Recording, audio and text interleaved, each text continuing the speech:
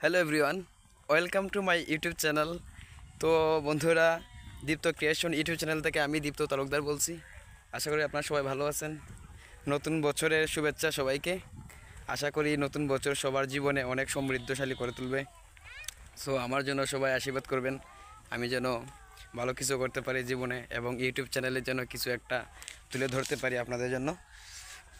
so কথা হচ্ছে, আজকে